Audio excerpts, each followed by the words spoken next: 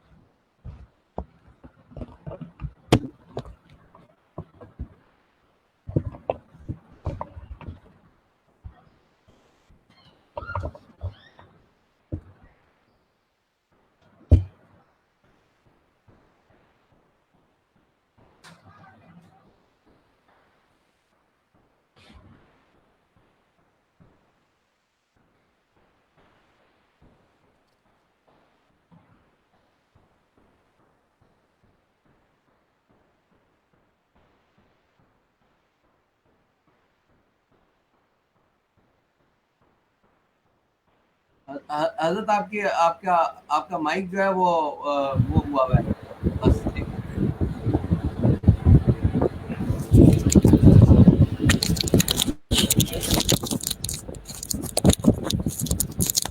السلام علیکم ورحمۃ اللہ وبرکاتہ.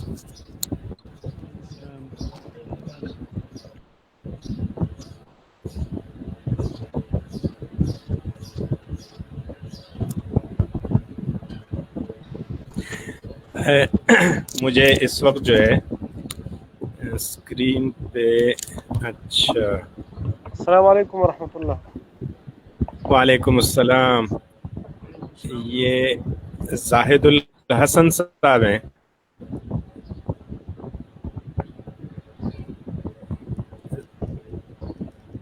زاہد الحسن صاحب. جی یہ دبئی سے ہیں اور یہ ادھر امام مسجد ہیں دبئی میں. اچھا ٹھیک ہے. اور مناظر اسلام مناظر صاحب ہیں الاسلام ہے، یہ سعودی عرب میں ہے. لیکن ان کا مائک جو ہے وہ آف ہے اور انہوں نے سلام کا جواب بھی دیا. مجھے ان کے ہونٹوں سے پتہ چلا لیکن آواز نہیں آئی.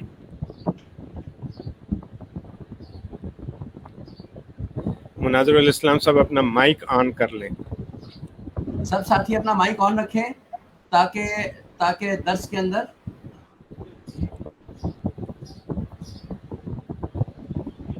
سب ساتھی اپنا مائک آن رکھیں تاکہ درس جو ہے وہ ریئل ٹائم میں ہو سکے. اچھا محمد امین صاحب بھی موجود ہیں. مناظر الاسلام آپ اچھا اپنا مائک آن کیوں نہیں کر رہے؟ ان کو اسکرین پہ کلک کرو گے مناظر نا آپ الاسلام تو 3 بٹن آئیں گے. اس میں مائک کا بٹن آف ہوا ہے، اس کو آن کرو. اسکرین پہ کلک کرو. جی ہو گیا جزاک اللہ. ہاں ٹھیک ہے. ماشاء اللہ. بہاؤدین. چلیں آپ کی کلاس پوری ہوگی حضرت. ایک طالب جی علم ہندوستان سے ممبئی سے وہ نہیں آئے، باقی سب آگے. اچھا چلیں وہ بھی پہنچ جائیں گے. اصل میں نیا ہے انشاءاللہ 1-2 دن میں سب کو پریکٹس ہو جائے گی. ٹیکنیکل ایشو آتے رہیں گے، کرتے رہیں گے. جی استاد انشاءاللہ. بالکل. چلیں ہم وہ یہ جو بجلی کی رفتار سے جو جاتے ہیں تو شروع میں وہ دیر سے پہنچتے ہیں نا. آج کل بجلی کی رفتار ہے یہ، تو آہستہ آہستہ ہم اس کے ساتھ پریکٹس ہو جائے گی تو وقت پہ پہنچیں گے اور وقت پہ پہلے بھی پہنچیں گے انشاءاللہ.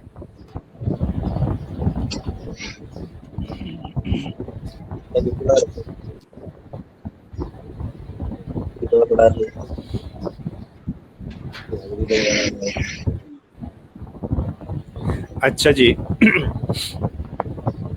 اب حضرات جو ہیں تمام طلبہ ہیں وہ کلاس روم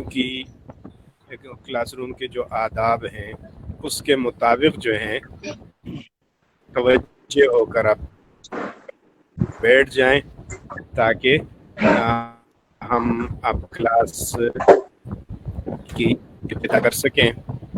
اور یہ ہمارے ذہن میں ہے، سب کے ذہن میں ہے کہ ہم اور آپ کو اس وقت ٹیکنیکلی کچھ ایشوز پیش کر سکتے ہیں اور آ رہے ہیں، کیونکہ یہ نیا بھی ہم نہیں سمجھ رہے ہوتے، کبھی نیٹ ورک کا مسئلہ ہوتا ہے، کبھی کچھ، لیکن آہستہ آہستہ انشاءاللہ یہ سب حل ہو جائے گا اور سب اس کے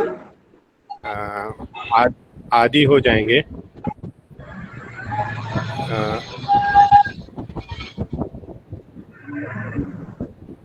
یہ کہاں سے آواز زیادہ تیز آ رہی ہے؟ یہ میرے مائک سے ہے.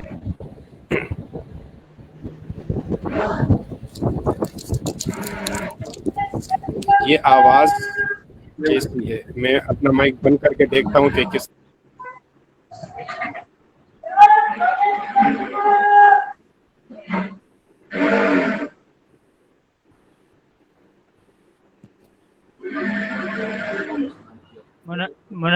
مناظر الاسلام بھائی، یہ آپ کی طرف سے آواز آ رہی ہے. اچھا،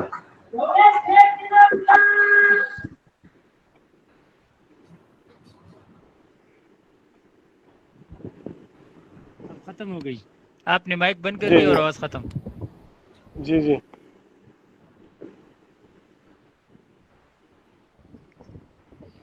اچھا ٹھیک ہے. مناظر الاسلام صاحب، اگر آپ کے آس پاس کہیں شور ہو رہا ہے تو اس کی وجہ سے خیر ہے، آپ ابھی اپنا موبائل یہ اپنا مائک جو ہے کچھ دیر کے لیے آف رکھیں تاکہ اس میں ڈسٹربنس نہ ہو، کوئی دقت نہ ہو.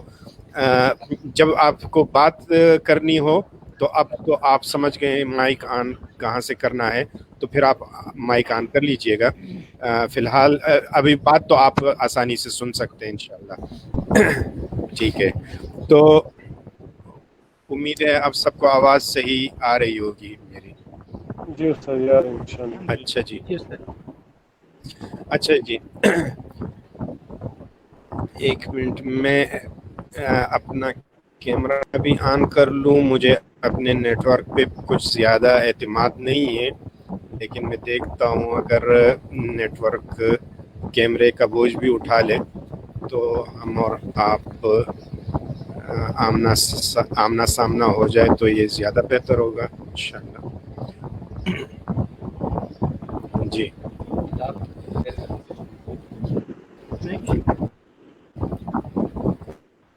اچھا جی. نحمدہ و نصلی علی رسول الکریم، اما بعد. لیکن الحمدللہ اللہ تعالیٰ کا احسان ہے کہ اللہ تعالیٰ نے علم دین کے حاصل کرنے کے لیے ہم سب کو اکٹھا کر دیا، اور جو بھی ذریعہ اس وقت ہم سے بن پڑا وہ ہم نے وہ ذریعہ اپنا کے ہم ایک طلب علم کے مجمع میں درس میں ہم بیٹھ گئے. اب اس بیٹھنے کی نوعیت بالکل جدا ہے اور بے مثال ہے. ہم ماضی میں اس سے پہلے یعنی کچھ لوگ تو کرتے رہے ہیں ابھی 19 کے ماضی میں، لیکن ماضی بعید میں اس کی قطعاً ایسی مثال نہیں ملتی تھی. لیکن اب چونکہ بدل رہے ہیں، زمانہ بدل رہا ہے، اور جیسے جیسے حالات کے تقاضے بدل رہے ہیں اس طرح سے ہماری مجبوریاں بھی بدل رہی ہیں. تو پہلے کی مجبوریاں کچھ اور تھیں، کی مجبوریاں کچھ اور ہیں. ان مجبوری تحت جو ہے ہم اس وقت اس ذریعے کو اپنا رہے ہیں. تو ایک بڑا پیارا قول جو ہے وہ مولانا اشرف علی تھانوی رحمہ اللہ کا ہم نے اپنے اساتذہ سے سنا کہ ورحمۃ اللہ وبرکاتہ.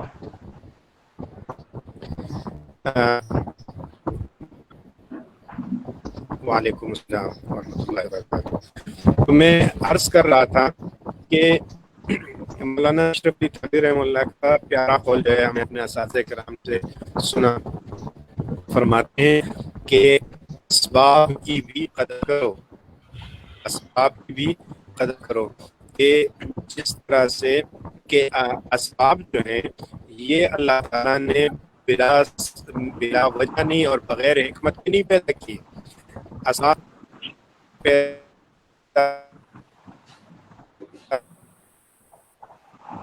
ہلو یہ ساری آؤٹ ہو ساجد سے کہیں کہ آپ اپنی ویڈیو آف کر لیں. صحیح ابھی جب تک آپ کے پاس نیٹ ورک اسٹرانگ والا نہیں آتا نا، ویڈیو آف کر لیں. ٹھیک ہے.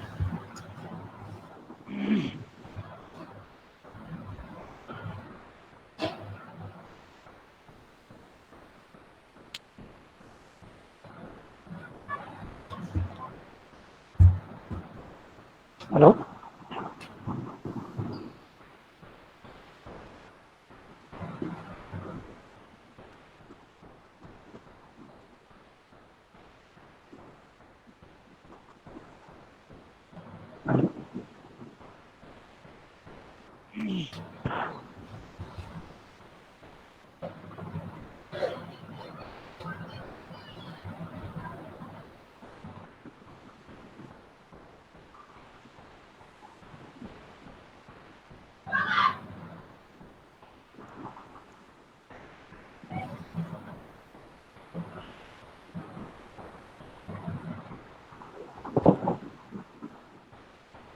مائک آف ہے آپ کا بھی، مائک دوبارہ سے آن ہے. السلام علیکم ورحمۃ اللہ وبرکاتہ. وعلیکم السلام ورحمۃ یہ اللہ وبرکاتہ. السلام علیکم. نیٹ ورک کی وجہ سے ہاں ابھی جی آج کے دن ویڈیو نہ کریں، کل جب آپ کے پاس وہ ڈونگل آ جائے گی تو جی ہاں کر لیجیے گا انشاءاللہ. ٹھیک ہے انشاءاللہ. تو مولانا اشرف علی تھانوی رحمہ اللہ کا وہ قول میں ذکر کر رہا تھا، فرما رہے تھے کہ اسباب کو بلا حکمت مت سمجھو اور اسباب کی قدر کرو. اسباب کو اللہ تعالیٰ نے جو پیدا فرمایا ہے وہ بھی اسی حکمت کے تحت پیدا فرمایا ہے. فرمایا کہ جس طرح سے آپ لوگ قرآن پاک تپائی پر رکھتے ہو اور تپائی کا بھی احترام کرتے ہو، ہم نے اپنے اساتذہ سے سنا ہے اور ہم اور آپ سب عام طور پر گھروں میں بھی دیکھتے ہیں کہ جس تپائی کے اوپر قرآن پاک رکھتے ہیں یا اور علمی کتابیں رکھتے ہیں، اس تپائی کے اوپر سے پلانگ کے نہیں جاتے، اس کا بھی ہم ادب کرتے ہیں کہ اس کے اوپر سے نہ جائیں. تو اس طرح سے جیسے کہ علوم کی قدر ہوتی ہے اور علوم کا ادب ہوتا ہے، فرمایا علوم کے جو اسباب ہوتے ہیں ان اسباب کی بھی قدر کرو. تو اور یہ اسباب اللہ تعالیٰ نے بلا حکمت نہیں پیدا کیے ہوتے، ان کے پیدا کرنے میں بھی ایک حکمت ہوتی ہے. تو اسی طرح سے فرمایا کہ اساتذہ کا ادب کریں، کیونکہ اساتذہ ذریعہ بنتے ہیں. یہ سبب ہیں کہ جن کے ذریعے سے اللہ تعالیٰ ہمیں وہ علوم پہنچاتے ہیں جو علوم جو ہیں حضور اکرم صلی اللہ علیہ وسلم سے سینہ بسینہ جو ہے چلے آ رہے ہیں. تو فرمایا کہ اسباب کو بھی بلا حکمت مت جانو اور ان کی بھی اسباب کی بھی قدر کرو.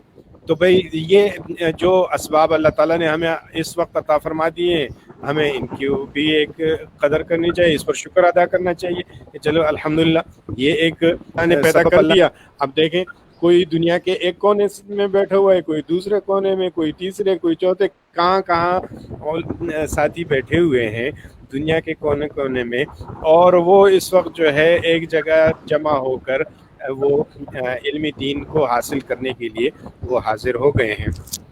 تو یہ اللہ تعالیٰ کا احسان ہے کہ یہ جو مجبوریوں کا دور تھا، ایسی مجبوریوں کا دور کسی نے نہ سنا ہوگا اور نہ دیکھا ہوگا کہ پوری دنیا کے لوگوں کو مجبور کر دیا گیا کہ بھئی اپنے گھروں میں گھس جاؤ، گھروں میں بیٹھو، باہر مت نکلو.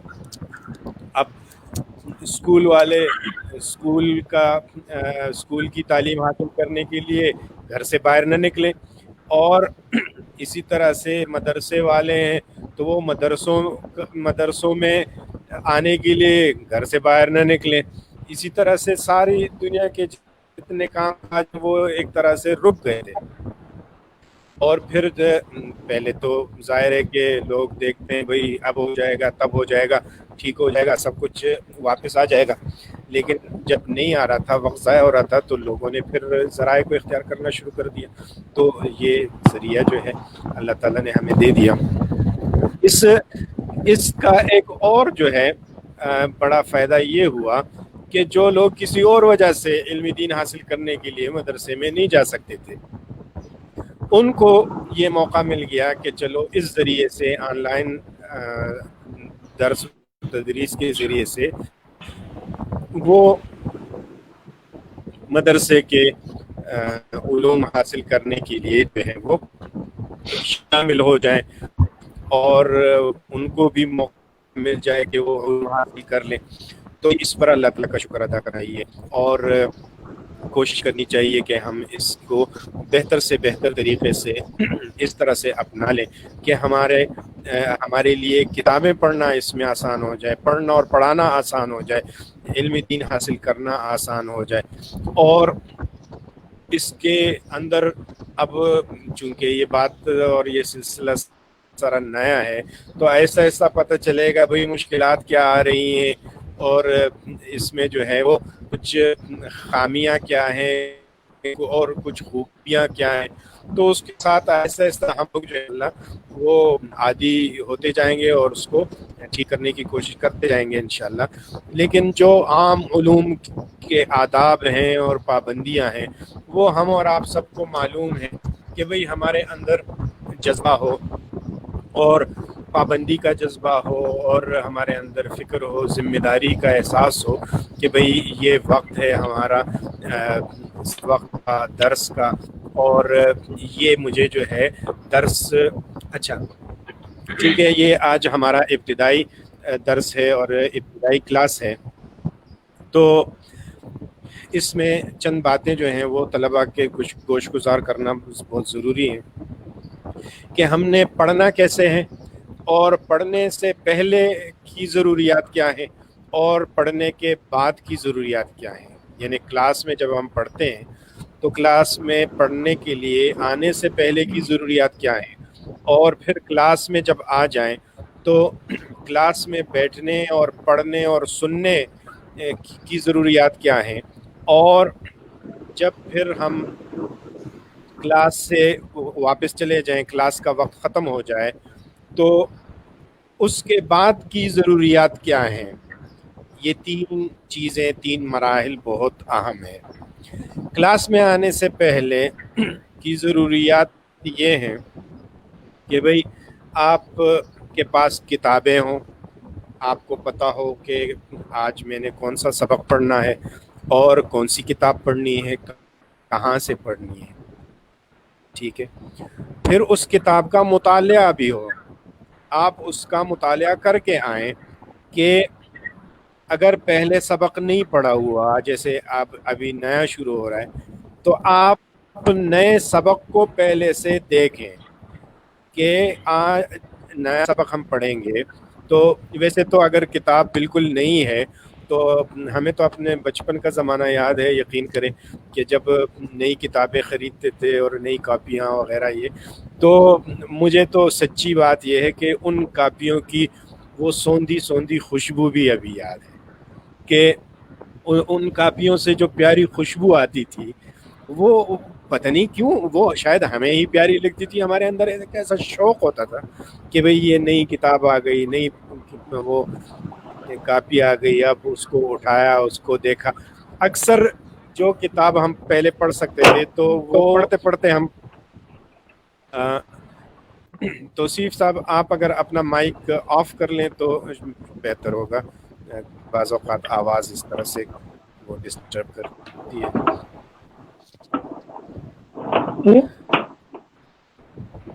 توصیف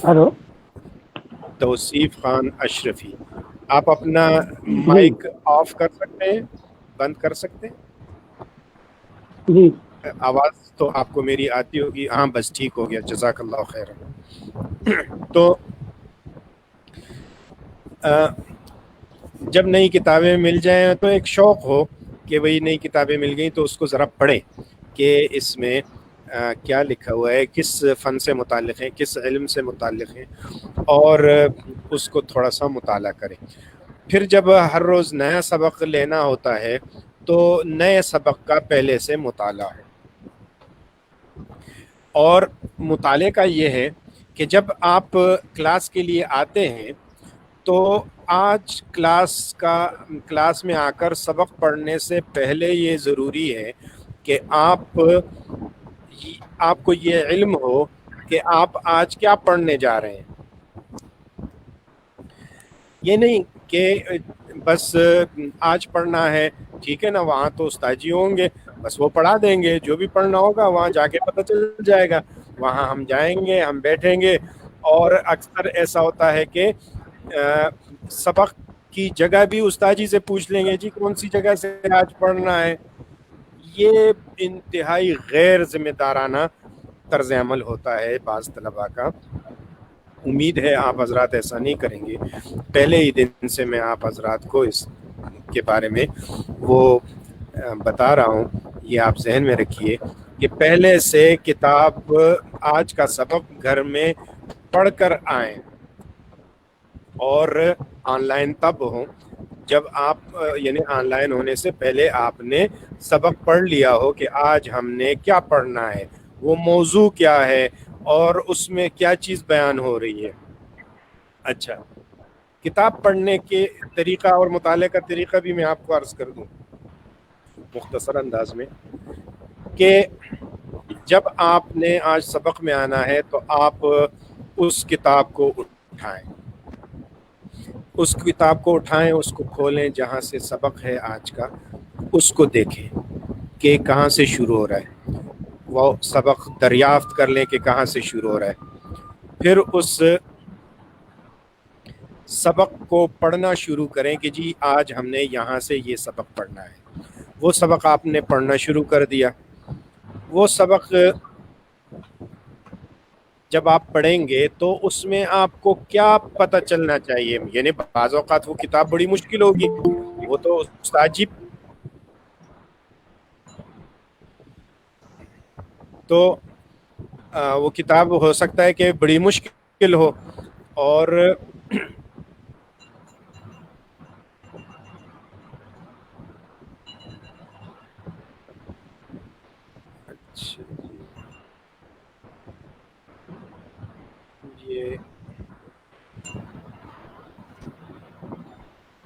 اچھا تو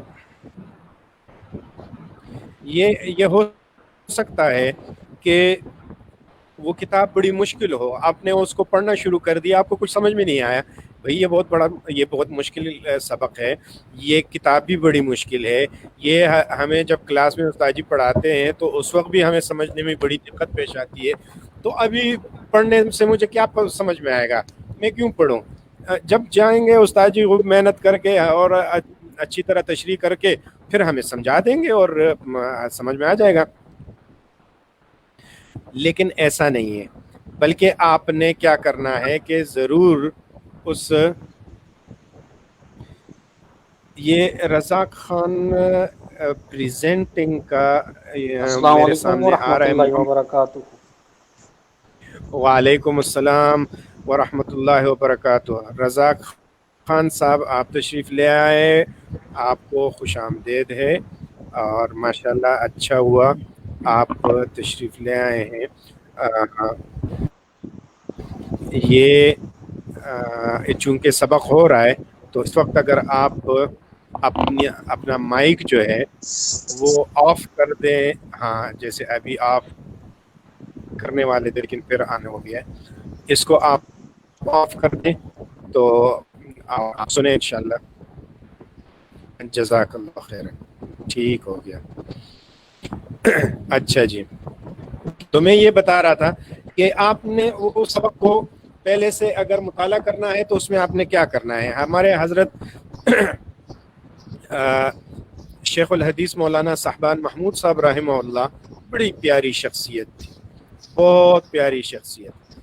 वो बाज़ चीज़ें बड़े प्यारे अंदाज में बहुत आसान करके बताते थे। तो उन्होंने एक मरतबा फरमाया कि आप मुताला करके जब आते हैं क्लास में तो वो मुताला क्या चीज़ है, आपने मुताले में करना क्या है, मुताला आप कैसे करेंगे, बड़ा आसान करके उन्होंने फरमाया कि मुताला में आपको ये करना होता है कि मालूमात को मजहूलात से अलहदा करना होता है। बस समझ में आ रही जी, मालूमात को मजहूलात से अलहदा करना होता है। हाँ, यानी आपने ये करना है कि आपने वो इबारत पढ़नी है, वो जगह वो किताब का वो हिस्सा पढ़ना है कि जो आज जिसका सबक होना है, और आपने ये मालूम करना है कि मुझे इसमें कौन कौन सी जगह समझ आई और मुझे कौन कौन सी जगह समझ में नहीं आई। तो जैसे ही आप उस इबारत को पढ़ेंगे तो लाजमी बात है कि वो नई किताब है, नया सबक है, मुश्किल है, आपको अक्सर हिस्सा समझ में नहीं आएगा, लेकिन कुछ न कुछ तो समझ में आ जाएगा। फरमाया अगर आपको 2-4%, 5% भी समझ में आ गया तो आपका मुताला का ये एक जो मकसद है हासिल हो गया। अगरचे मुताला भी पूरा नहीं हुआ, अभी आप क्या करेंगे, आप उस इबारत को आपने एक मरतबा पढ़ा, उसमें से 4-5%, 10% आपको समझ में आया, माशाल्लाह। इसमें क्या हुआ, आपने ये जानने की कोशिश कर ली कि मुझे फ़लाँ बात तो समझ में आ गई, लेकिन फ़लाँ बात या अक्सर सबक तो मुझे समझ में नहीं आया। बस इसी को मुताला कहते हैं कि मालूमात को मजहूलात से अलहदा किया जाए कि जी ये समझ में आया और ये समझ में नहीं आया। लेकिन इतनी आसानी भी अच्छी बात नहीं है, थोड़ी सी मेहनत करें, तो थोड़ी सी कोशिश करें, ज़रा इसको दोबारा पढ़ें और थोड़ा सा इसमें मज़ीद गौर करके थोड़ी सी गहरी नज़र के साथ इसको पढ़ें, गौर के साथ, और जो जगह समझ में नहीं आई थोड़ा सा उसको समझ के पढ़ने की कोशिश करें। अब एक मरतबा फिर आप उस इबारत पर गुजर गए, हो सकता है कि अब आपकी समझ जो है उस इबारत की वो तकरीबन 20% हो गई हो, तो भाई बड़ी अच्छी बात है, 20% समझ में आ गया, 80% समझ में नहीं आया। लेकिन ये जो 80% समझ में नहीं आया उसमें भी आपको इस मुताले का फ़ायदा हुआ। वो क्या, वो फ़ायदा ये हुआ कि आप जब क्लास में बैठेंगे तो आप बिल्कुल चौकन्ने होंगे, आपको वो 80% हिस्सा अलग आपकी नज़र में होगा कि ये मुझे समझ में नहीं आया है। तो जैसे ही उस्ताद वो सबक नया पढ़ाएगा तो वो सबक पढ़ते वक्त आप बिल्कुल चौकन्ने और बेदार होंगे कि जी ये चीज़ समझ में नहीं आई, अभी उस्ताद जी इसको पढ़ा रहे हैं, समझा रहे हैं, अब मैंने इसको समझ लेना है कि इसका मतलब क्या था। तो वो आप फिर जो है उसको क्लास में आपके लिए समझना आसान हो जाएगा। तो बहरहाल मुताले का ये है, मुताले का ये है कि आपने पहले से सबक को पढ़ना है, समझना है, और उसमें ये देखना है कि कितना आपको समझ में आया, कितना समझ में नहीं आया। तो अब जब आप क्लास में आएंगे तो आपका जहन बहुत हद तक तैयार होगा कि जी यानी कम से कम ये खाका और ये मुख्तसर तारुफ तो उस सबक का आपको हो गया होगा ना मुताले में, कि जी सबक किस चीज़ से मुतालिक है, कौन सा मसला इसमें बयान हो रहा है, किस चीज़ से मुतालिक बहस इसमें हो रही है। फिर जब उस्ताद बात करेंगे और वो तशरीह करेंगे तो कम से कम आप इस तरह से सरगर्दानी के आलम में उसको खाली नज़रों से नहीं देख रहे होंगे कि पता नहीं कहाँ की बातें कर रहे हैं, किस चीज़ से मुतालिक बात कर रहे हैं, ऐसी बात नहीं होगी। तो इस तरह से आपका जो क्लास में शामिल होना होगा वो बहुत अच्छा और बहुत अच्छे तरीके से होगा। अब आप क्लास में आ गए और क्लास में शामिल हो गए। क्लास में शामिल होने के बाद जो है जब आप दर्स में बैठ गए تو درس میں آپ نے ایک تو بڑے غور کے ساتھ، بڑے تحمل کے ساتھ اور بہت حاضر دماغی کے ساتھ جو ہے سبق کو سننا ہے کہ کیا بیان ہو رہا ہے۔ اچھا، میں آپ کو بتاؤں، یہ میں اکثر اپنے طلباء کو بتاتا رہا ہوں کہ کلاس میں دو قسم کے طالب علم ہوتے ہیں، ایک لائق اور قابل طالب علم اور ایک نالائق طالب علم۔ یہ دو قسمیں ہیں، بڑی آسان سی تقسیم ہے، سب کو سمجھ میں آتی ہے۔ اس کی وجہ کیا ہے کہ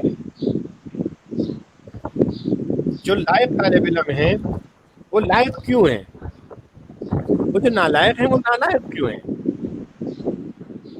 دیکھیں، اللہ تعالیٰ نے سب کو ماشاءاللہ دماغ اچھے اور ایک جیسے تقریباً دیے ہوئے ہیں۔ ہم میں سے کوئی آئنسٹائن قسم کا کوئی نہیں ہے، کوئی بہت بڑا علامہ فہامہ قسم کا نہیں ہے کہ جس کی اتنا تیز دماغ ہو کہ وہ پہلے سے سب کچھ سمجھ رہا ہو اور یا استاد کی بات فوراً ہی بس سارا اس میں سب کچھ لے لے۔ ایسا تیز دماغ، یعنی غیر معمولی قسم کا تیز، ایسا بھی نہیں ہوتا۔ اور بالکل گاؤدی اور جو ہے کمزور دماغ، معذور دماغ والے میں بھی ہم میں کوئی ایسا نہیں ہے الحمدللہ۔ تو ہم سب جو جس دماغ والے ہیں، ہم تقریباً ہمارے دماغوں میں 19-20 کا فرق ہوتا ہے، ٹھیک ہے نا؟ تو تھوڑا سا فرق ہوتا ہے، لیکن ہماری کارکردگی میں فرق بڑا نمایاں اور بہت زیادہ ہوتا ہے۔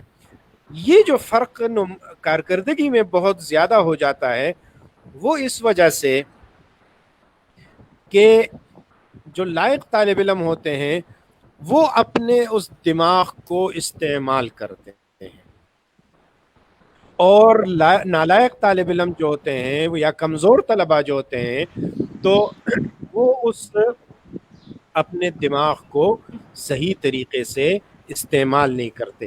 اب میں نے ایک بڑا مبہم اور مجہول سا لفظ استعمال کے دیا، لیکن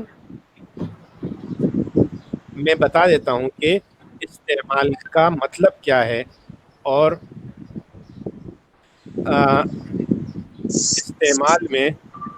استعمال سے یہاں مراد کیا ہے۔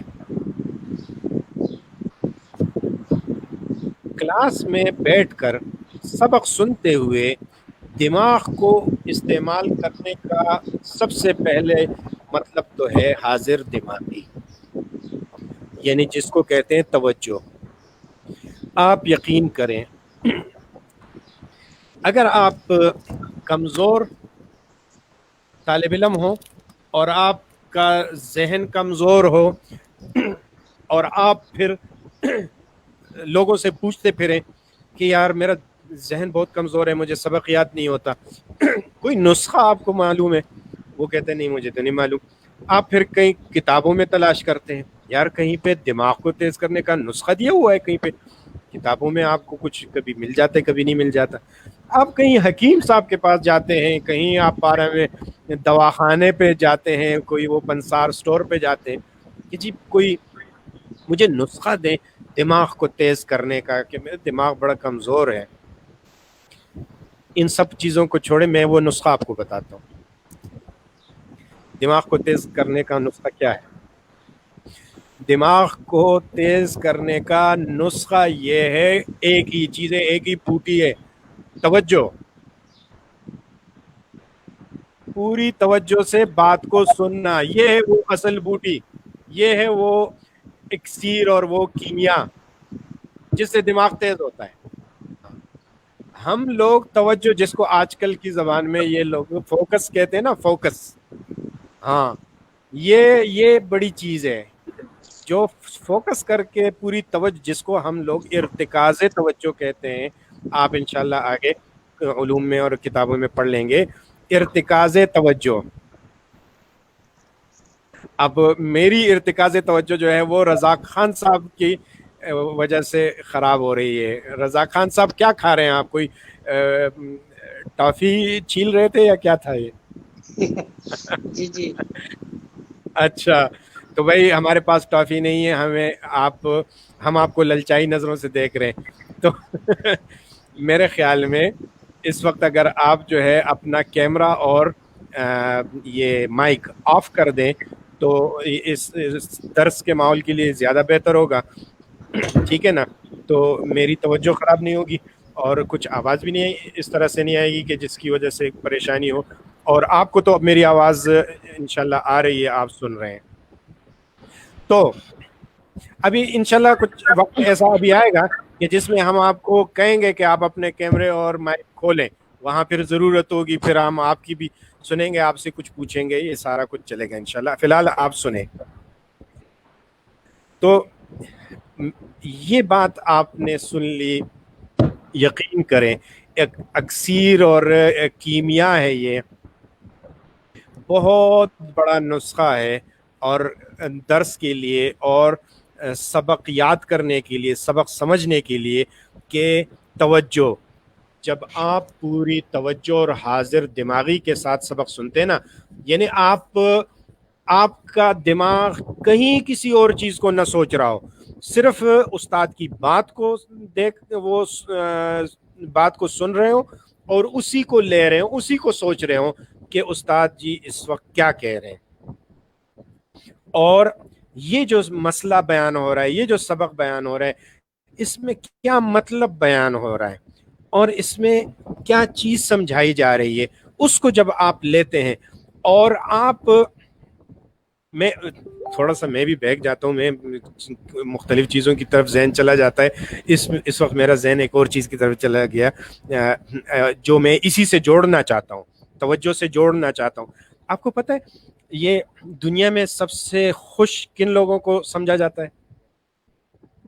مالداروں کو، بادشاہوں کو، وزیروں کو، ایمنویز وغیرہ کو. جی نہیں، یہ خوش لوگ نہیں ہیں. ان کو کوئی بھی خوش نہیں سمجھتا. سب کو پتہ ہے مال دولت یہ چیزیں ان سے کوئی بھی خوش نہیں ہوتا.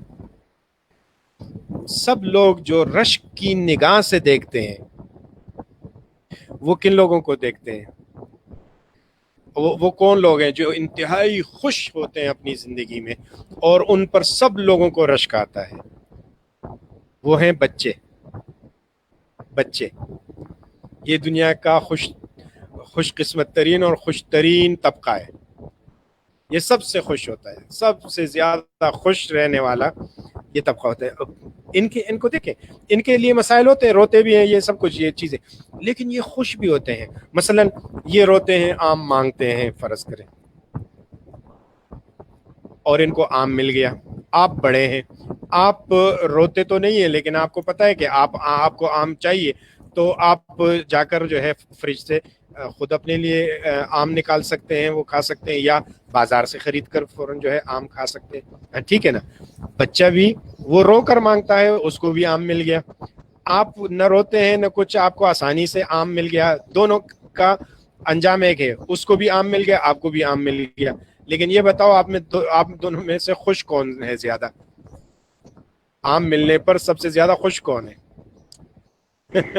جو بچہ خوش ہوتا ہے آم ملنے، وہ خوشی کبھی بھی آپ محسوس نہیں کر سکتے. تو خوش رہنے والا سب سے بڑا طبقہ جو ہے وہ کون ہے؟ بچے. کیوں؟ بچہ کیوں زیادہ خوش ہوتا ہے؟ اس کی وجہ کیا ہے؟ اس کی میں بنیادی وجہ آپ کو بتاؤں. وہ حال میں رہنے والا طبقہ ہے. حال، اس کو نہ ماضی کی پرواہ ہے، نہ اس کو مستقبل کی خبر اور اس کی پرواہ ہے. وہ صرف حال میں رہتا ہے. اس کو یہ نہیں، اس کو کوئی فکر نہیں کہ ابھی جو یہ آم میں یوں پھاڑ کے اور وہ کھا رہا ہوں اور اس کو یوں چوس رہا ہوں اور اس کا سارا جو ہے جوس میرے کپڑوں پہ گر رہا ہے اور میرے کپڑے سارے خراب ہو رہے ہیں، اور پھر امی نے جو میری بھی دھلائی کرنی ہے کپڑوں سے پہلے، تو پھر کیا ہوگا؟ نہیں، اس کو اس کی بھی فکر نہیں. وہ کس لمحے میں ہے؟ وہ لمحہ موجود میں ہے. وہ حال میں ہے، وہ پریزنٹ میں ہے، وہ اس وقت میں ہے جس وقت وہ آم کھا رہا ہے، اس میں اس کو مزہ آ رہا ہے بس۔ یہ جو ہوتا ہے نا وَلَا خَوْفٌ عَلَيْهِمْ وَلَا هُمْ يَحْزَنُونَ، اس میں مفسرین فرماتے ہیں خوف کا تعلق کس سے ہوتا ہے؟ یہ مستقبل سے ہوتا ہے۔ حزن کا تعلق کس سے ہوتا ہے؟ ماضی سے ہوتا ہے۔ وَلَا خَوْفٌ عَلَيْهِمْ، نہ ان کو مستقبل کا خوف ہوگا جنتیوں کا، نہ ان کو مستقبل کا خوف ہوگا، اور نہ وہ ماضی کے اوپر حزین ہوں گے۔ تو جس کو نہ ماضی کی پرواہ ہو اور نہ اس کو خوف مستقبل کا خوف ہو، اس کی پرواہ ہو، وہ جنتی ہے۔ یہ جنتی طبقہ ہمارے جو یہ بچے ہوتے ہیں نا، یہ جنتی طبقہ ہے، یہ خوش ہوتا ہے۔ اور اس کی وجہ یہی ہے کہ یہ حال میں زندہ ہوتے ہیں، یہ اپنے حال میں جی رہے ہوتے ہیں، لمحہ موجود میں جی رہے ہوتے ہیں۔ آپ میں سے جتنے اس وقت درس میں بیٹھے ہوئے ہیں، ان میں سے بہت کم جو ہوتے ہیں، ہم آپ کی سب کی یہ حالت ہے، ہم اپنے لمحے موجود میں بہت کم ہوتے ہیں، یا تو ہم ماضی کا سوچ کے کڑ رہے ہوتے ہیں، اپنی جان کھا رہے ہوتے ہیں، اور یا اپنے مستقبل کا سوچ کے جو ہے وہ پریشان ہو رہے ہوتے ہیں کہ کیا ہوگا۔ تو ہم سے ماضی کی ہم سے زمانہ حال کی خوشیاں جو ہے وہ ہاتھ سے چھوٹ جاتی ہیں۔ اسی طرح ہم جب سبق میں بیٹھتے ہیں تو یا تو کہیں ماضی کا سوچ کے جو ہے غیر حاضر ہوتے ہیں کلاس میں سے دماغی طور پر، اور یا مستقبل کا سوچ کے کلاس سے غیر حاضر ہو رہے ہوتے ہیں۔ ہم حال میں موجود نہیں ہوتے، ہم کلاس میں موجود نہیں ہوتے، ہم زمانہ حال میں موجود نہیں ہوتے، دماغی طور پر حاضر نہیں ہوتے، ہم توجہ نہیں کر رہے ہوتے، ہم فوکس نہیں کر رہے ہوتے۔ اس وجہ سے ہمیں سمجھ میں نہیں آتا۔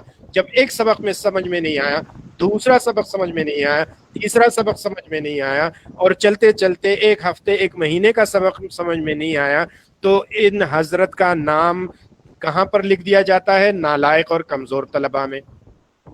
یہ خود ہی اس کیٹیگری میں چلا گیا۔ اور یقین کریں، آپ نے بھلے کئی مہینوں سے سبق، آپ کئی مہینوں سے نالائق اور کمزور سمجھے جاتے ہوں، خود اپنے آپ کو بھی سمجھتے ہوں، لیکن آپ کو احساس ہو گیا کہیں کسی ایک دن جا کے، اور اس دن آپ نے کہا کہ یہ میں کیا کر رہا ہوں، یہ تو میں نے تو تباہ کر دیا اپنے وقت کو اور اپنی زندگی کو، اور یہ اتنا مشکل تو نہیں ہوگا۔ اور پھر آپ نے اس توجہ کر کے دل لگا کے اس کو مطالعہ کرنا شروع کر دیا، کلاس میں آ کر غور سے سبق سننا شروع کر دیا۔ جیسے جیسے آپ غور کرتے گئے، آپ کو کچھ چیزیں سمجھ میں آتی گئی، اور یہ آپ کے لیے ایک انوکھا تجربہ تھا۔ آپ حیران ہو گئے، یہ چیزیں تو سمجھ میں آتی ہیں کچھ، یہ کوئی ایسی مشکل تو نہیں ہے۔ اگلا دن اس سے ذرا بہتر ہوتا ہے، تیسرا دن اس سے بہتر ہوتا ہے، چوتھا دن پھر سب سے۔ مولانا صاحب آپ کی آواز بہت خراب ہے، بالکل سمجھ نہیں آ رہی۔ اچھا، اب کیسا ہے؟ اب آپ کو سمجھ میں آ رہا ہے؟ باقی حضرات بھی بتا دیں، سب کے لیے آواز خراب ہے؟ ساری آپ کی آواز صاف ہے؟ کٹ رہی ہے آواز، بار بار کٹ رہی ہے۔ نہیں صاف آ رہی ہے ہماری طرف۔ نہیں یہ بات ہی مسئلہ ہوگا۔ ٹھیک ہے، بہاؤدین صاحب آپ اپنے نیٹ ورک کو ذرا چیک کر لیں، شاید آپ کے نیٹ ورک کا مسئلہ ہے۔ باقی حضرات فرما رہے ہیں کہ ان کو آواز صحیح آ رہی ہے، بہت صاف آواز آ رہی ہے ماشاءاللہ۔ چلیے جی الحمدللہ۔ تو یہ اچانک آپ کو احساس ہوتا ہے، اور آپ کے اساتذہ کو بھی احساس ہو جاتا ہے، او بھائی یہ نالائق اور یہ کمزور، یہ تو بڑا تیز ہو گیا، اس کو تو سمجھ میں آ رہا ہے، اس نے فلاں سوال کا بھی جواب دے دیا، اس نے تو فلاں، اس کو تو یہ چیزیں سمجھ میں آ رہی ہیں۔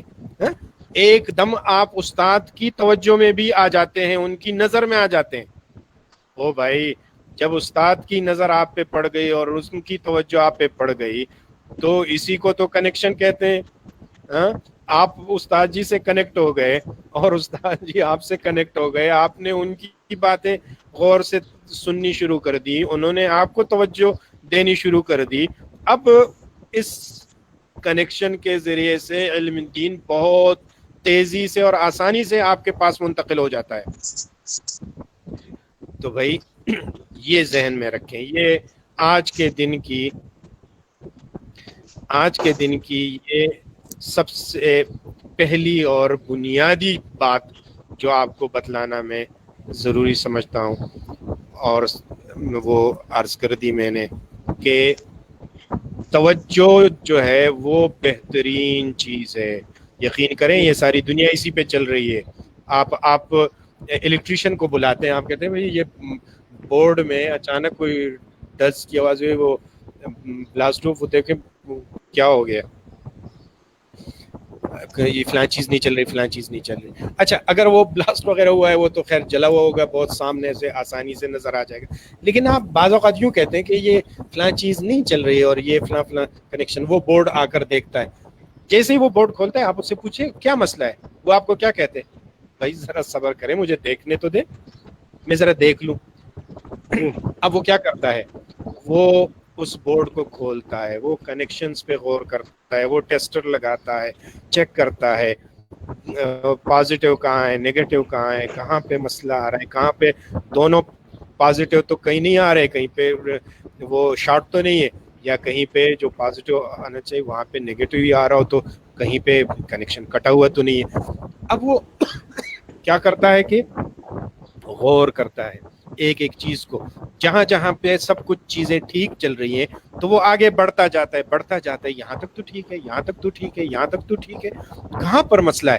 آخر جا کے کہیں وہ مسئلے کو پکڑ لیتا ہے, کہتے ہیں ہاں یہاں پہ یہ مسئلہ تھا, یہ یہاں پہ تھوڑا سا اس سے ڈسکنیکٹ تھا, یا یوں تھا, یا شارٹ تھا, اس کی وجہ سے یہ سارا مسئلہ تھا. جیسے وہ اس کو ٹھیک کرتا ہے, ساری جو ہے نا وہ لائن وغیرہ ساری آپ کی بجلی وہ ٹھیک ہو جاتی ہے. آپ کہتے ہیں ہاں بھائی جزاک اللہ, بہت شکریہ. یہ سب یہ وہ کیا کر رہا ہوتا ہے, وہ اس کے پاس علم یہ سارا کچھ ہے, لیکن وہ پوری توجہ سے فوکس کر کے اس کو مطالعہ کر رہا ہوتا ہے, کہاں پہ مسئلہ ہے, کہاں پہ مسئلہ ہے, کہاں پہ مسئلہ ہے. تو بھائی مطالعے کے بغیر تو دنیا کا کوئی کام نہیں ہوتا. ہمارے طالب علم سمجھتے ہیں کہ ہم بغیر مطالعے کے کلاس میں آ جائیں گے, بیٹھ جائیں گے اور بغیر توجہ کے سنیں گے اور علم دین حاصل ہو جائے گا. ایسا نہیں ہوتا, ثواب مل جائے گا, اور جب فوت ہوں گے انشاءاللہ تو آخرت بھی سنور جائے گی انشاءاللہ.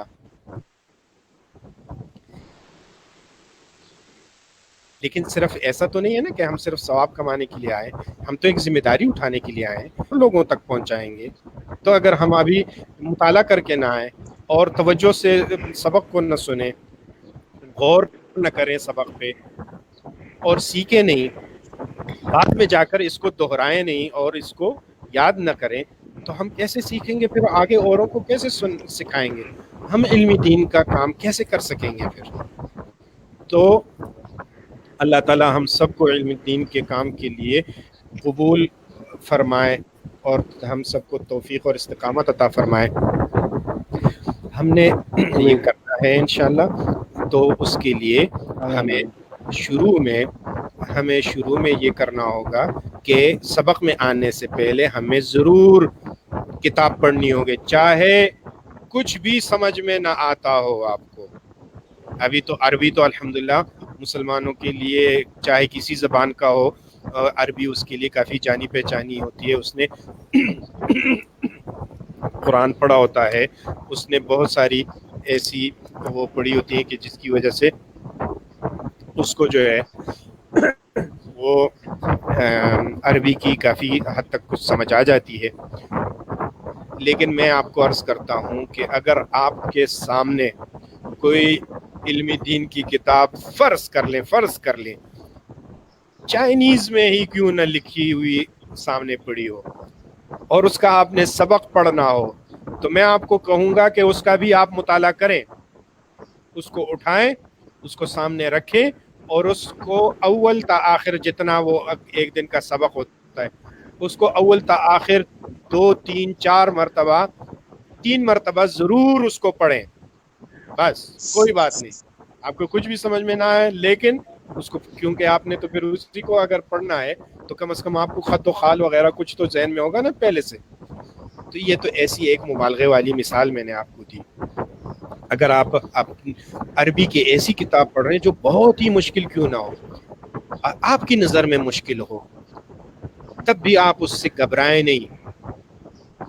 یہ پتہ ہے یہ سب سے بڑا جو آپس میں تعلق کو نقصان پہنچانے والی چیز ہوتی ہے وہ کیا ہوتی ہے؟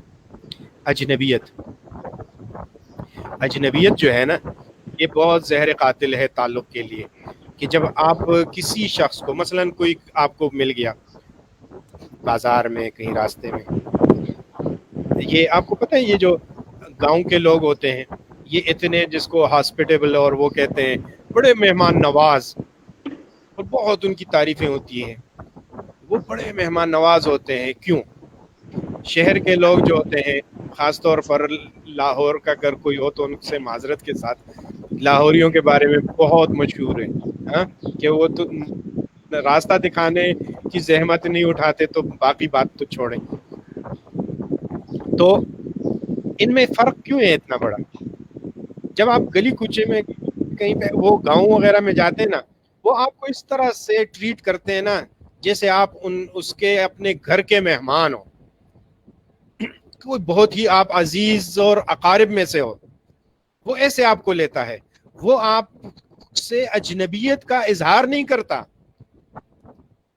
اسی لیے اس کے ساتھ فوری محبت کا جذبہ پیدا ہو جاتا ہے, تعلق پیدا ہو جاتا ہے, اور آپ اپنا جو معاملہ ہوتا ہے مسئلہ اس کو آسانی سے بتاتے ہو کہ جی میں تو آیا تھا فلاں کام کے لیے, اس میں یہ مسئلہ ہو گیا, یہ نہیں پتا, وہ نہیں پتا. وہ سب کہتے کوئی فکر نہ کرو میں آپ کو سمجھا دوں گا, راستہ ایسا ہے, فلاں آدمی فلاں نام کا وہاں ملے گا, سارا کچھ آپ کو سمجھا دیتا ہے. لیکن شہر میں آ کر اگر آپ کسی سے, تو وہ کیا کرتا ہے, وہ اجنبیت کا اظہار کرتا ہے. اس کی وجہ سے آپ کو وہ لوگ اچھے نہیں لگتے, لاہوریوں کو بدنام کر دیا ہے, کہتے ہیں نہیں اچھے وہ لوگ, کسی کو راستہ بھی نہیں بتلاتے. صرف کس وجہ سے؟ وہ اجنبیت کا اظہار کرتے ہیں. یہ جو آپ کی کتاب ہے نا, خدا کے لیے اس کے ساتھ آپ اجنبی مت رہو, اس کے ساتھ اجنبی مت بنو, اس کے ساتھ تعلق بناؤ, اس کے ایک ایک سطر, ایک ایک حرف, ایک ایک صفحے کے ساتھ تعلق بناؤ. اس کو کھولو, اس کو ایسے دیکھو جیسے کسی بڑے پیارے کے ساتھ آمنے سامنے بیٹھ کے جو ہے وہ آپ ملاقات کرتے ہو. پھر یہ کتاب اپنے علوم آپ کے اوپر کھولے گی انشاءاللہ. تو کتاب سے بیگانہ اور اجنبی مت رہنا آپ حضرات. اور پھر جب آپ سبق پڑھیں پوری توجہ سے, آپ نے استاد کی بات سنی پوری توجہ سے, اس کے آگے بہت ساری ذمہ داریاں ہیں جو استاد خود اپنے ذمے لے لیتا ہے. وہ آپ کو سمجھاتا ہے, وہ آپ کو مثالیں دیتا ہے, وہ دنیا جہان بھر کی مشقت اٹھا کر وہ سبق کو بالکل گھول کے آپ کو پلا دیتا ہے. لیکن آپ نے اس کو چوک تو نہیں کرنا نا کہ آپ اس کو پھر آرام سے آسانی سے تسلی سے نکل جائیں. پھر آپ جائیں مطالعہ یہ سبق کے بعد جائیں, پھر کچھ وقت کے بعد اس کو اٹھا کے تھوڑا سا اس کو دہرائیں, کیونکہ دماغ ایسی چیز ہے کہ اس میں ایک چیز آتی ہے لیکن پختہ ہونے سے پہلے بھی یہ مٹ جاتی ہے. اگر آپ اس کو ایک مرتبہ پھر دوہرا لیتے ہیں تو اس کا, اگر کسی نے پرانے زمانے میں فوٹو کی ٹیکنالوجی دیکھی ہو یا پھر بعد میں گوگل کر کے دیکھ لیں کہ جب وہ نیگیٹو ہوتا تھا کیمرے سے تصویر کھینچتے تھے, اور یہ مولانا عمران صاحب ماشاءاللہ اس چیز کو بہت سمجھتے ہیں, فوٹوگرافک میموری کے بارے میں یہ اکثر ہمیں کہتے رہتے ہیں. تو یہ جب آپ ان سے سبق پڑھیں گے بہت سی چیزیں حضرت آپ کو انشاءاللہ سمجھا دیں گے. تو یہ جو فوٹوگرافک میموری ہے نا, اس کی مثال وہی وہ جو فوٹو لوگ کھینچتے تھے اس سے کیمرے سے, تو وہ نیگیٹو پر اس کا عکس جو ہے وہ آ جاتا تھا. پھر جاتے تھے ڈارک روم میں جا کے اس کو وہ انلارجر سے وہ روشنی کر کے وہ فوٹو پیپر پہ اس کا عکس لیتے تھے. پھر وہ جب وہ فوٹو پیپر ہوتا تھا, وہ فوٹو پیپر لے کے دو محلول ہوتے تھے, دو کیمیکلز ہوتے تھے, دو قسم کی, اس میں ڈالتے تھے. ایک ڈیولپر کہتے تھے اس کو, ایک کو فکسر کہتے تھے. وہ ڈیولپر اور فکسر میں سے گزارتے تھے جب, تو وہ جو عکس ہوتا تھا وہ بالکل پختہ ہو جاتا تھا. ڈیولپر اور فکسر سے پہلے جب روشنی کے ذریعے اس پر عکس لایا جاتا تھا وہ فوٹو پیپر پر, तो वो फोटो पेपर पर अक्स होता था लेकिन नजर नहीं आता था। जैसे ही उसको फिक्सर और डेवलपर में से गुजारते थे तो वो अक्स उभर कर बिल्कुल तस्वीर वाजे आ जाती थी और फिर वो बिल्कुल उस पर सब्त हो जाती थी, वो मिटती नहीं थी।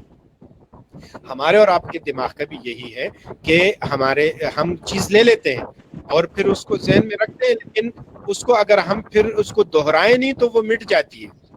तो आप जाके फिर उसका वो करें, तकरार करें, जिसको हम मदरसे की ज़बान में कहते हैं तकरार करना। तो उसका तकरार करें, उसको दोहराएं, रिवाइज करें और उसके बाद जो है वो आपके ज़हन में पुख्ता हो जाएगी।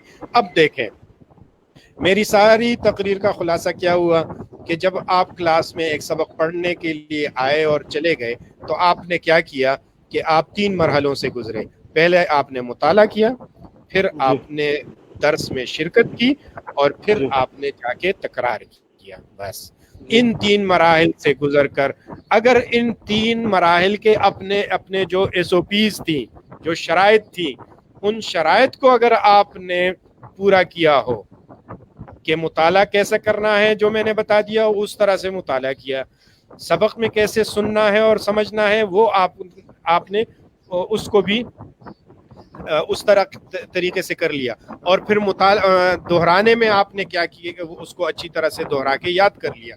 यकीन करें ये सबक पुख्ता हो गया, ये सबक पक्का हो गया, ये सबक आप इंशाल्लाह नहीं भूलेंगे। और आप नालायक और कमज़ोर तलबा में आपका शुमार इंशाल्लाह हरगिज़ नहीं होगा। आपका शुमार अक्लमंद, काबिल और ज़हीन तलबा में होगा। अल्लाह ताला मुझे और आप सबको तौफीक अता फरमाए, इस्तिकामत अता फरमाए। अल्लाह ताला हम सब की मदद और नुसरत फरमाए। व आखिर दावाना अनिल हम्दुलिल्लाहि रब्बिल आलमीन।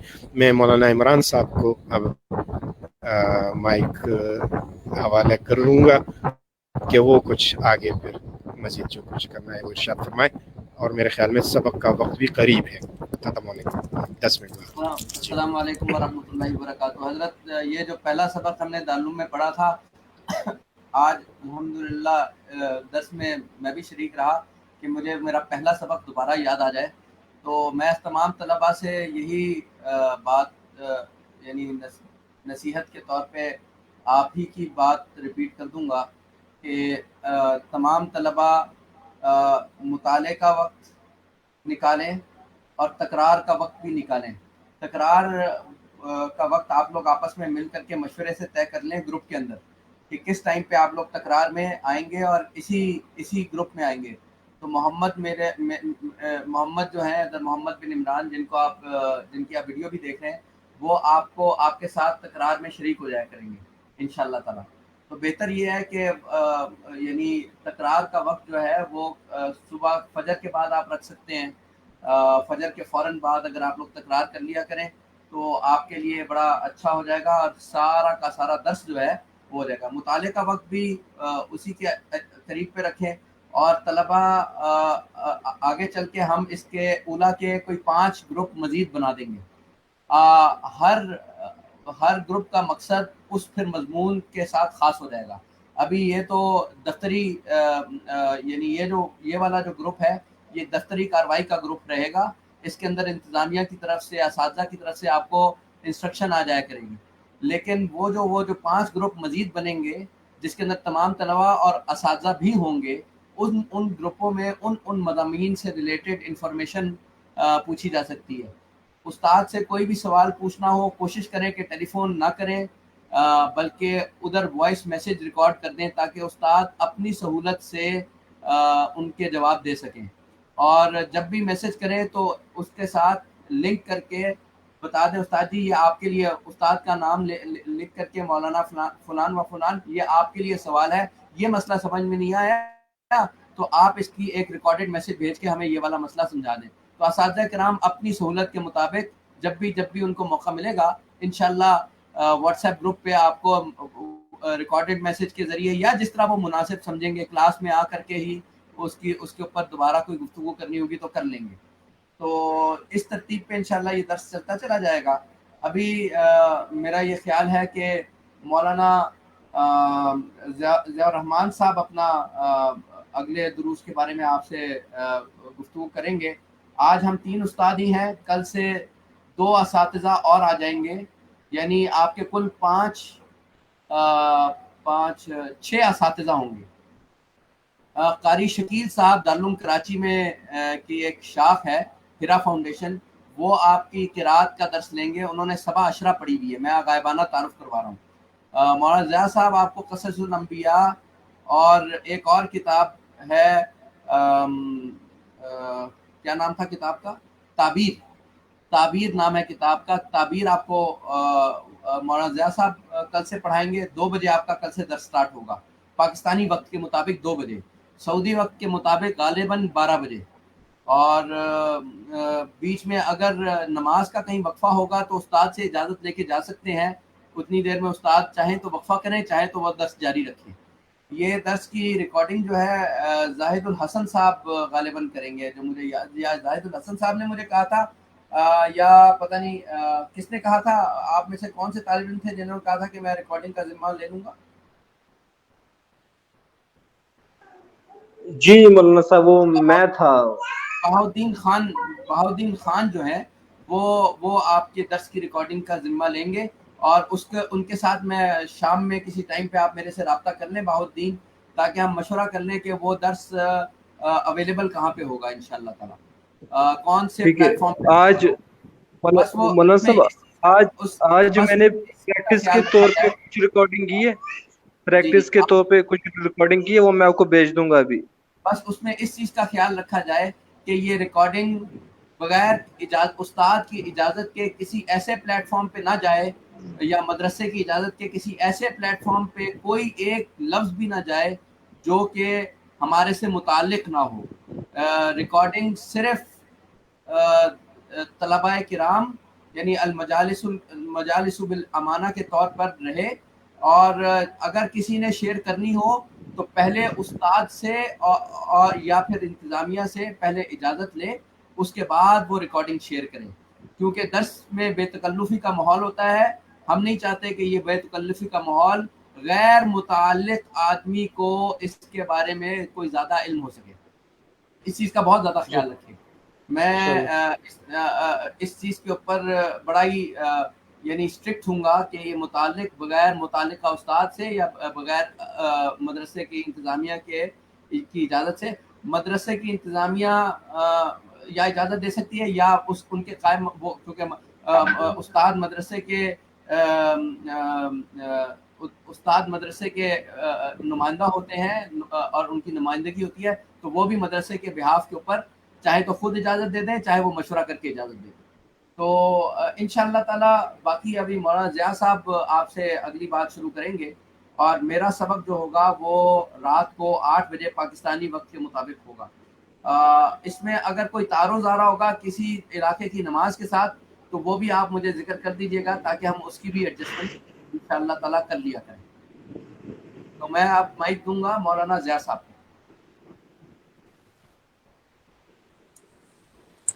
السلام علیکم ورحمۃ اللہ وبرکاتہ. تفصیلی بات تو سامنے آ گئی, بس ایک یہ کہ 2:20 سے سبق شروع ہوں گے اور 4:20 تک چلیں گے ابھی, اور اس کے بعد پھر مغرب کے بعد 8 بجے سے لے کر 9 بجے تک. تو اگلا درس جو ہے نا وہ 9 بجے ہوگا. باقی جیسے مولانا نے بتا دیا, کل جو مولانا کا سبق ہوگا وہ 2:20 پہ ہوگا انشاءاللہ, اور قصص النبیین جو کتاب ہے یہاں آ گئی ہے, اس کا آپ مطالعہ کر کے آئیں گے انشاءاللہ. جتنا آپ کو سمجھ میں آتا ہے آپ اس کو خالی پڑھنا ہی ہے, تو پڑھنے کا یہ آپ طریقہ سیکھ کے آئیں گے. اور دوسری کتاب ہے وہ التعبیر, وہ بھی آپ کے سامنے آ گئی ہے یہاں. اس میں یہ بول چال ہے, کچھ لکھنے پڑھنے کا کام ہوگا, تو وہ بھی آپ انشاءاللہ تیار کر کے آئیں گے. ان کے بعد پھر ایک دوسری کتاب ہوگی دروس اللغت العربیہ, وہ کل استاد آ جائیں گے تو وہ آپ سے خود مذاکرہ کر لیں گے انشاءاللہ. ٹھیک ہے مولانا. سر یہ جو آپ نے فرمایا کہ پاکستانی ٹائم کے مطابق ہوگا 2:20. جی यहाँ पर दुबई का और पाकिस्तान का 1 घंटा फ़र्क है, मतलब 1:20 पे होगा इधर का। जी ठीक है सर, इंशाल्लाह।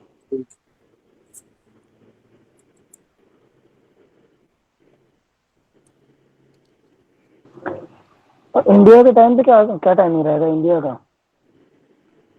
जी अभी इंडिया यहाँ के हिसाब से क्या टाइमिंग रहेगा? 4 बज रहे हैं ना, तो इसके हिसाब से आप हिसाब लगा लें। 4 वहाँ 4 बज बजकर रहे हैं, यहाँ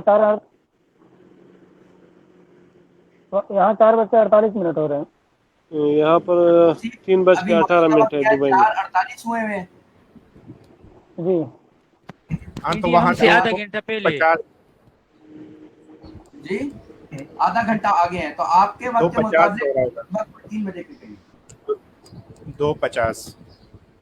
जी अच्छा 2:50 पे। जी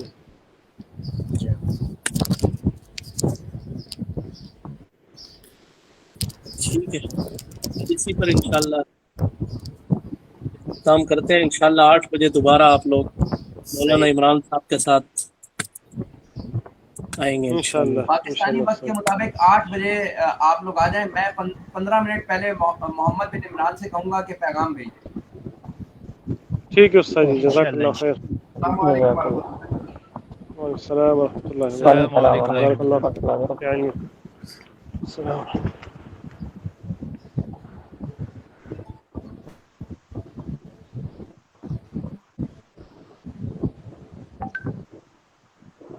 अस्सलाम वालेकुम। वालेकुम सलाम। ये जी सरफ नाव का पीरियड किस टाइम होगा?